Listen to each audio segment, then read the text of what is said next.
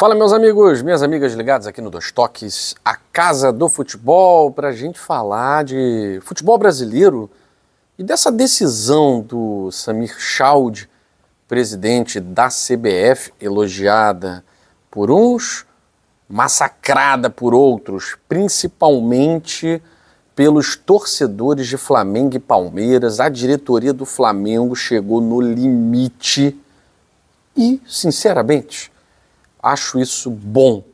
Acho isso bom porque, segundo informações, o Flamengo quer agilizar as conversas para a criação da Liga de Futebol do Brasil sem a intervenção da CBF. Isso porque Samir Chaude modificou o calendário do Campeonato Brasileiro. O Campeonato Brasileiro que tinha previsão de terminar mais para frente, ali pertinho do Natal, né? E agora isso não vai acontecer, já que as datas foram antecipadas e assim como no ano passado, que terminou ali no dia 8 de dezembro, a data de término do Campeonato Brasileiro está para a primeira semana de dezembro também, tá? Por que isso desagradou o Flamengo, principalmente? Porque Flamengo, Palmeiras e São Paulo estão envolvidos em Libertadores da América, certo? Só que o São Paulo, falar a verdade aqui, né, gente, não está envolvido em briga de título em Campeonato Brasileiro. São Paulo não está nessa briga por título. Só Flamengo e Palmeiras estão nessa briga que disputam a Libertadores da América, né? São os únicos dois clubes que disputam a Libertadores que estão envolvidos em briga por taça, título. Com a agenda, com o calendário anterior, Flamengo e Palmeiras, já que saíram da Copa do Brasil, teriam semanas livres. Semanas livres para poderem recuperar jogadores, treinar, descansar, enfim. O Flamengo, segundo seu presidente, BAP, ele fez toda uma agenda, ele organizou todo um cronograma pensando exatamente nesses intervalos em que poderia aproveitar para descansar um time que está brigando em duas frentes. Tá? Enfim, qual foi a justificativa?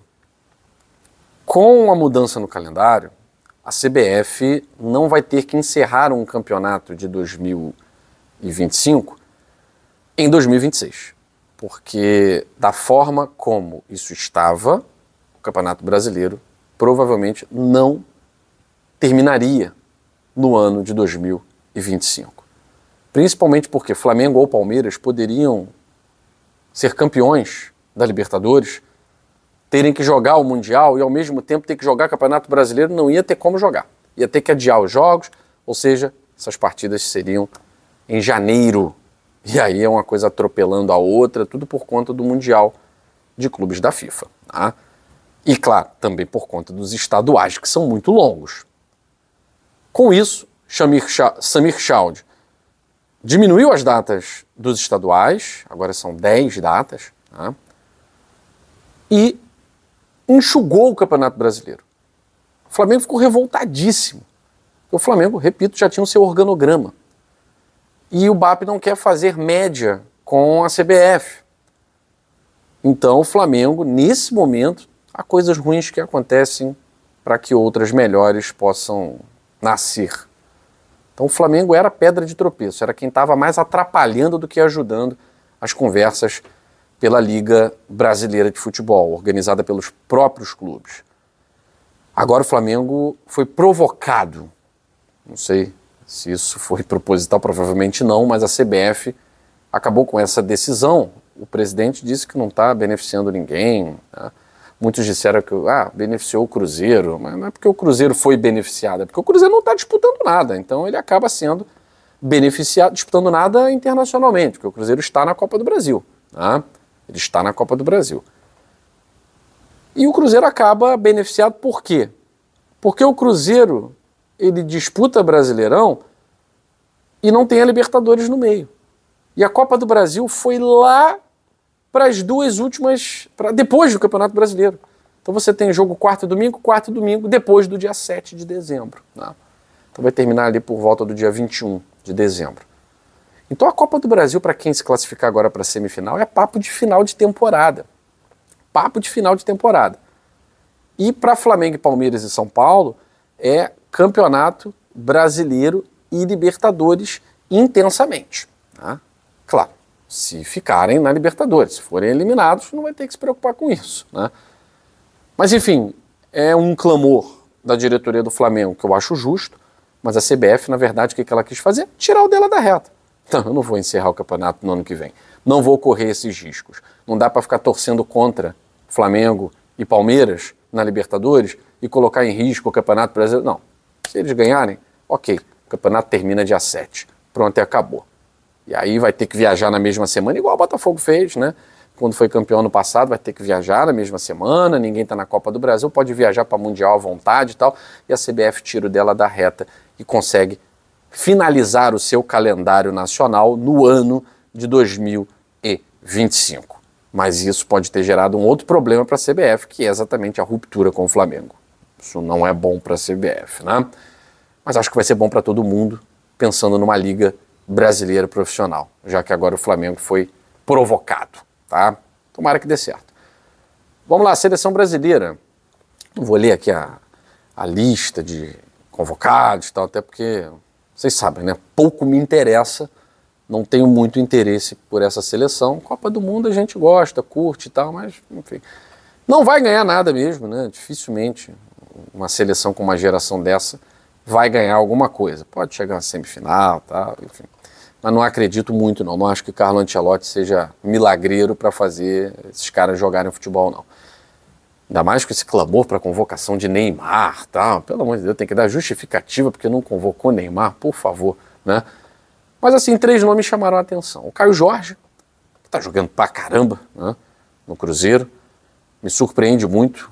E eu vou esperar o final da janela para bater palmas pro Cruzeiro. Me surpreende muito a ambição do Cruzeiro e a aceitação do atleta em permanecer na equipe, não indo para a Europa, né, porque tem proposta. E agora com convocação para a seleção brasileira, chama ainda mais atenção. Tá?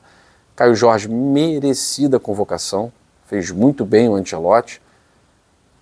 O Paquetá e o Luiz Henrique foram também convocados. 2 nomes que chamam a atenção. Luiz Henrique jogando no futebol russo, por exemplo, o Gerson vinha sendo convocado, o Gerson ficou fora. E aí muita gente fala, porque está na Rússia e tal, mas o Luiz Henrique, mesmo na Rússia, foi convocado e justamente convocado. Que tem jogado muita bola desde quando chegou lá no Zenit, tem jogado muito futebol. Né? Tem sido muito elogiado pela imprensa. Eu acho nada mais justo do que você convocar o cara que está jogando futebol, independente de onde ele jogue. E o Paquetá, todo esse imbróglio e tal, foi inocentado. Então, vida que segue.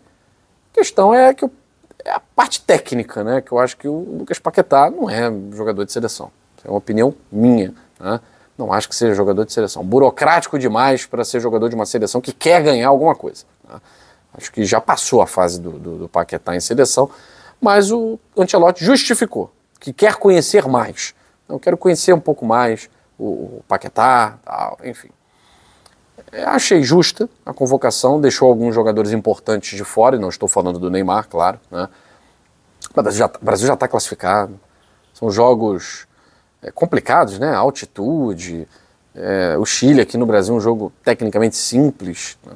Então acho que é bom para ele ver mesmo, rodar. Acho que deveria ter convocado outros jogadores para outras posições, mas gostei dos novos nomes. Né? Eu acho que os novos nomes é que queriam gerar uma grata surpresa. Geraram. Gostei de ver o Caio Jorge convocado e bom ver o Luiz Henrique de novo na seleção brasileira.